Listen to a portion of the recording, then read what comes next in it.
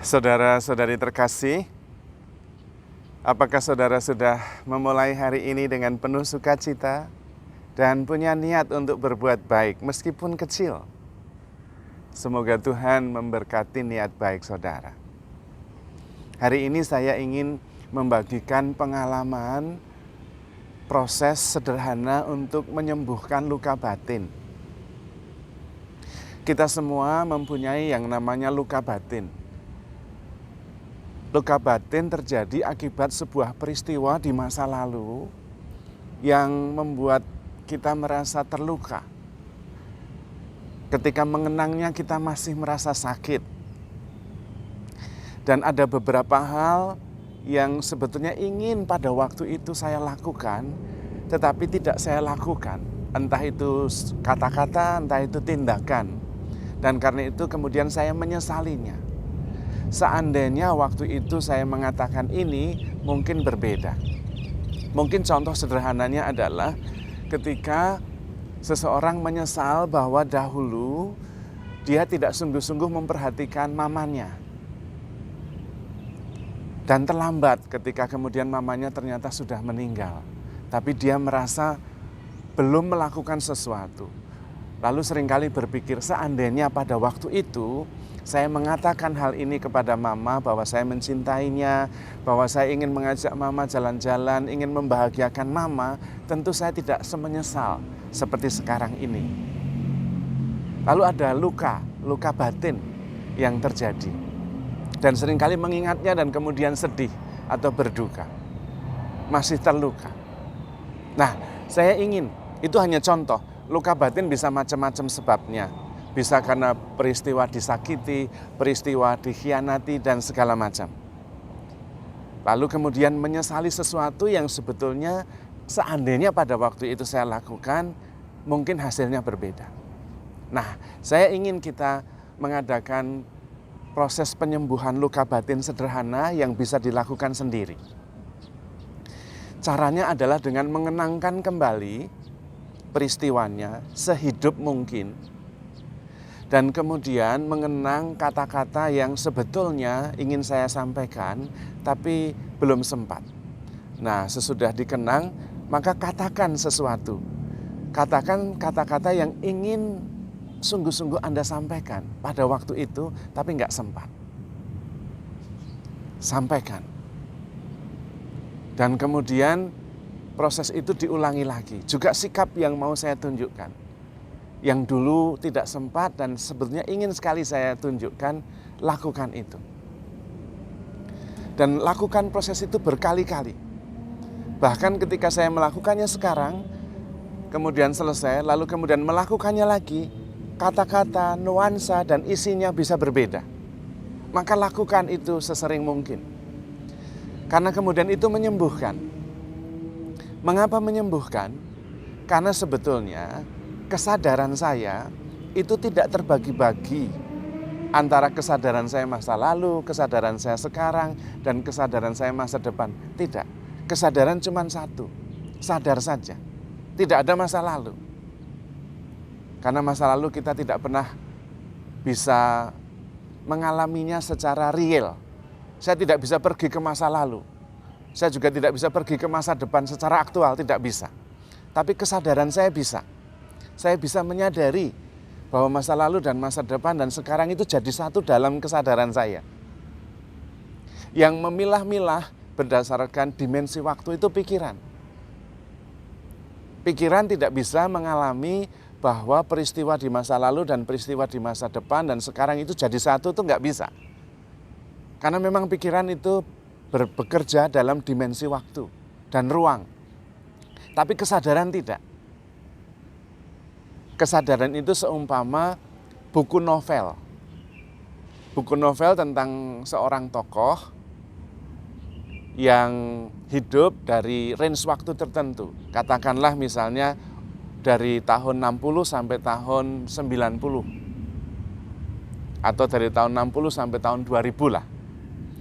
Kisah novel tentang seseorang selama 40 tahun. Itu ada dalam satu buku. Ada dalam kenyataan yang sama.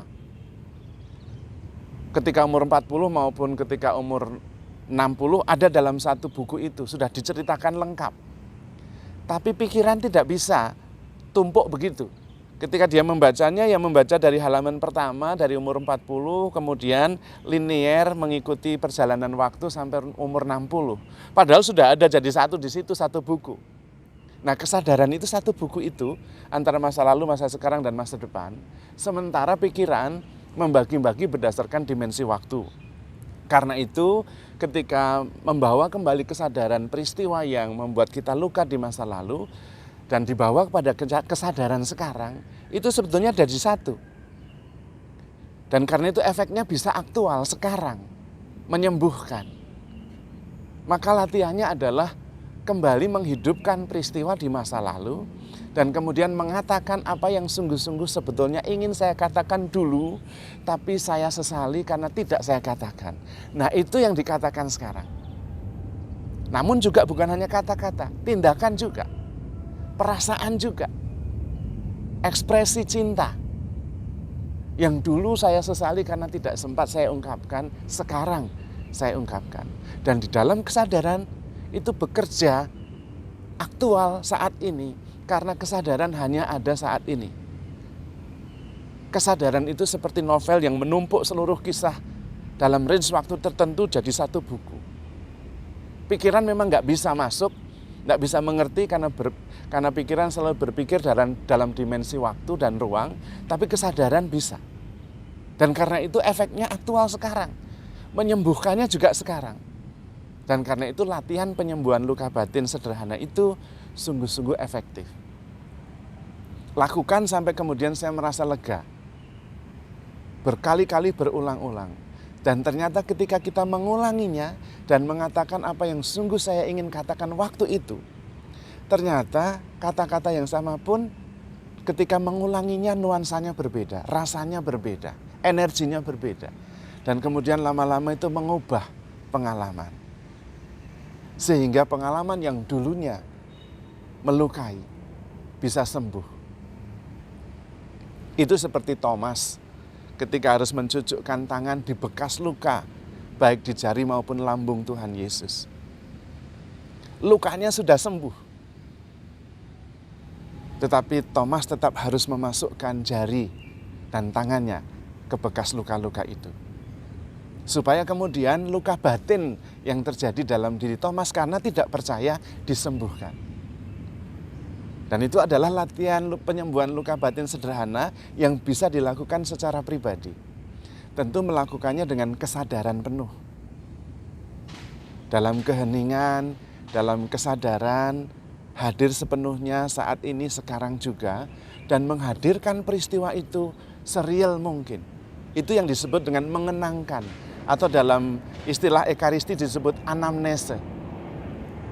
Karena itu anamnese mengenangkan perjamuan terakhir bukan hanya mengingat-ingat, tetapi menghadirkan peristiwanya, dan kemudian saya hadir secara kontemplatif pada saat sekarang dan mengatakan dan menyatakan apa yang ingin saya sampaikan dari lubuk hati terdalam. Dan kemudian efeknya saya merasakannya aktual sekarang, efektif. Dan kesembuhan terjadi. Maka ketika kita mengenangkan, menganamnese Ekaristi, sebetulnya saya justru menyatukan secara aktual diri saya dengan Tuhan lewat sakramen. Sehingga saya bisa komunio dengan Tuhan secara aktual sekarang juga. Dan itulah liturgi Ekaristi. Yang juga membawa kesembuhan, membawa kesehatan, membawa kesatuan dengan Tuhan, dan juga membawa kehidupan kekal. Ketika kita bersatu dengan Yesus dalam penderitaan, kita bersatu dengan Yesus juga di dalam kebangkitan. Saya berharap metode sederhana untuk menyembuhkan luka batin ini sungguh-sungguh bisa membantu kita semua untuk hidup lebih lega, lebih sehat tanpa luka-luka. Kalau toh ada luka, luka itu sudah sembuh. Dan kemudian menjadi kenangan indah yang menyelamatkan. Karena sebetulnya Tuhan selalu hadir dalam kesadaran saya, baik di masa lalu, sekarang maupun masa depan. Hadir dalam cintanya, hadir dengan cintanya, dengan perhatiannya, dengan kepeduliannya. Maka saudara-saudari terkasih, marilah kita terus maju dalam hidup rohani, terus mengasihi, terus sadar dan percaya bahwa Tuhan sangat mencintai kita. Tidak ada peristiwa yang negatif yang dimaksudkan untuk membuat hidup kita tidak bahagia. Semua peristiwa dimaksudkan supaya kita mengalaminya dan bertumbuh dalam hidup, dalam kasih, dalam pengharapan.